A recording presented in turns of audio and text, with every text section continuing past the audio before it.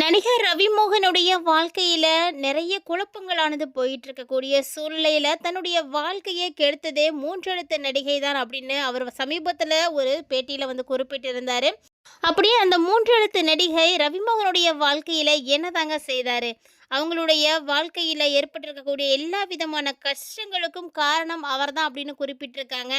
அப்படி அவர் செய்த செயல் என்ன அப்படின்றத பத்தியும், மேலும் ரவிமோகனுடைய குடும்ப வாழ்க்கையில இருக்கக்கூடிய பிரச்சனைகள பற்றியும் தான் இந்த பதிவுல நம்ம தெளிவா பார்க்க போறோம்.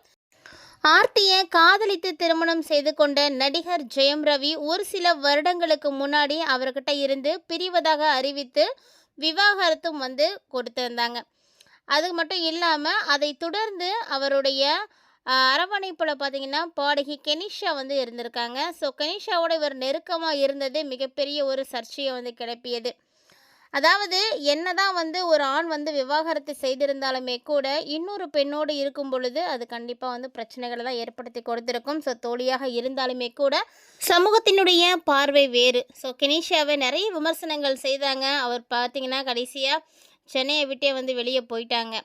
இப்போ இந்த சூழ்நிலையில பார்த்தீங்கன்னா, அவங்க 2 பேருமே இருந்த அந்த நெருக்கம், விரைவில வந்து 2 பேரும் திருமணம் செய்துப்பாங்க அப்படின்ற அளவுக்கு திரையுலகத்தினர் வந்து கணித்து வச்சிருந்தாங்க. அந்த நிலையில தான் அவங்களுடைய நட்பானது இருந்தது.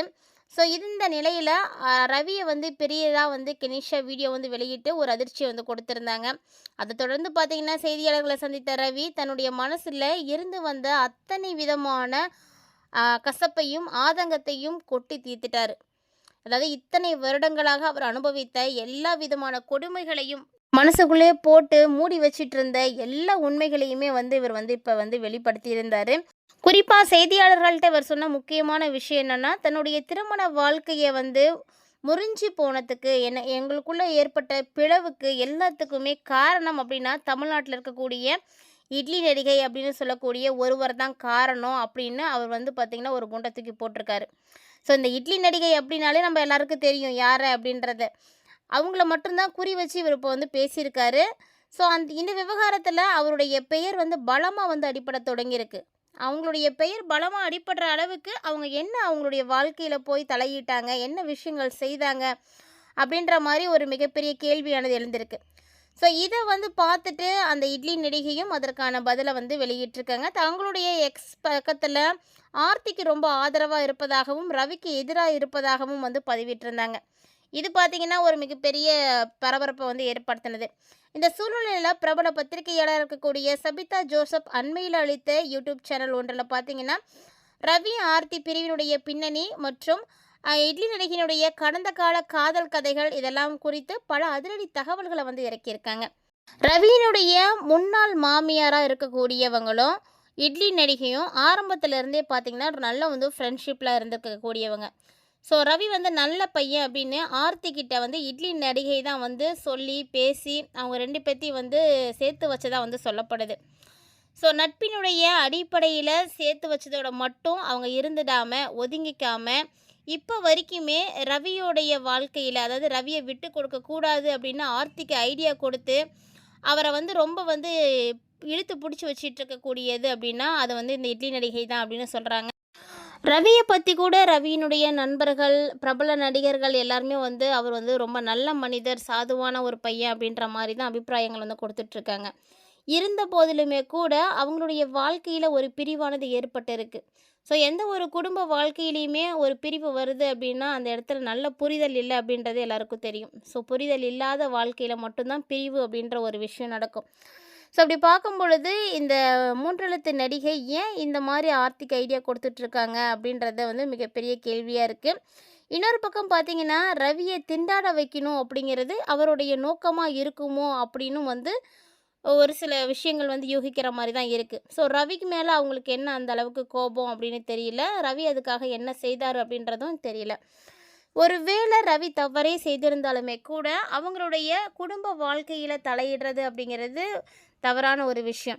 ஸோ அப்படி வந்து இவங்க வந்து செய்துட்ருக்கிறது வந்து எல்லாருக்குமே வந்து ஒரு அதிருப்தியை வந்து கொடுத்துட்ருக்கு.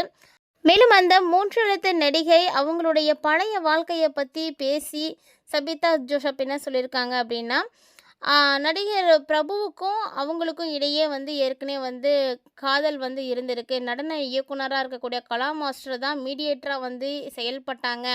அந்த பழைய ரகசியம் வந்து இப்போ வந்து வெளிவந்திருக்கு. ஸோ இந்த டைமில் பார்த்தீங்கன்னா, இதுவும் வந்து ஒரு மிகப்பெரிய சர்ச்சையை வந்து கிளப்பியிருக்கு. ஸோ ஏற்கனவே திருமணமான பிரபுதேவாவை இட்லி நடிகை வந்து திருமணம் செய்து கொண்டதாகவும், கலா மாஸ்டர் வீட்டில் தான் இந்த திருமணம் நடந்தது. அப்போதே வந்து நாளிதழ்களில் செய்திகள் வந்ததாகவும் அவர் வந்து குறிப்பிட்டிருந்தார். ஸோ இது வந்து எந்த அளவுக்கு உண்மை அப்படின்னு யாருக்கும் தெரியல. இது வந்து நீங்கள் பார்த்துருக்கீங்க, கேள்விப்பட்டிருக்கீங்க அப்படின்னா மறக்காமல் கமெண்ட்டில் பண்ணுங்கள். இந்த திருமணத்தை வந்து கேள்விப்பட்டு நடிகர் திலகம் சிவாஜி கணேசன் வந்து துப்பாக்கியோடு வீட்டுக்கு போனதாக எல்லாம் வந்து சொல்லியிருக்காங்க. அதுக்கப்புறம் தான் அப்போ முதல்வராக இருந்த ஜெயலலிதா அம்மாவும் இதில் தலையிட்டு இந்த பிரச்சனையை வந்து தீர்த்து வச்சாங்க. இது எல்லாமே திரையுலகத்தில் முன்னாடி நடந்த சம்பவங்கள். அதை எல்லாமே இப்போ தான் வந்து வெளிப்படுத்தியிருக்காங்க. மேலும் பார்த்தீங்கன்னா, இவங்க சொல்லக்கூடிய விஷயங்கள் எல்லாருக்குமே ஒரு மிகப்பெரிய அளவில் ஒரு பரபரப்பை தான் ஏற்படுத்தி கொடுத்துருக்கு.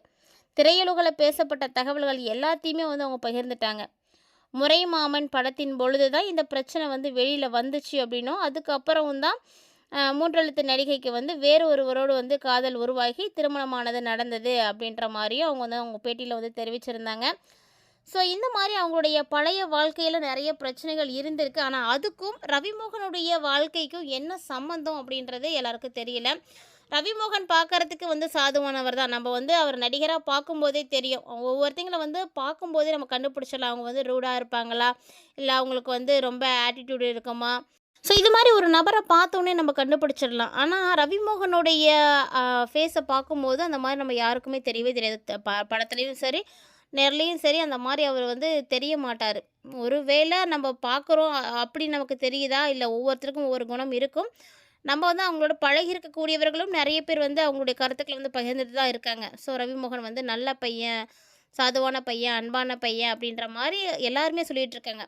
ஸோ இதுக்கு முன்னாடியே நம்ம நிறைய விஷயங்கள் பார்த்துருப்போம்.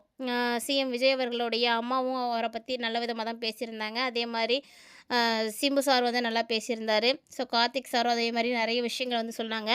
எல்லாருமே வந்து தன்னுடைய நண்பனுக்காக வந்து பேசுனாங்க. இப்போ ஷோபாமா வந்து அவங்களுடைய மகன் மாதிரி ரவி அப்படின்னு ரவிக்காக வந்து ஆறுதல் கொடுத்துருந்தாங்க.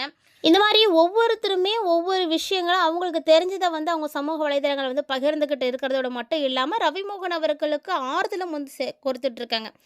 ஸோ ரவியை வந்து எப்போதும் வந்து கலங்கிடக்கூடாது, சோர்ந்து போயிடக்கூடாது, மீண்டும் எழுந்து வரணும் அப்படின்னு தான் அவங்களுடைய ரசிகர்களும் வந்து எதிர்பார்த்துட்ருக்காங்க.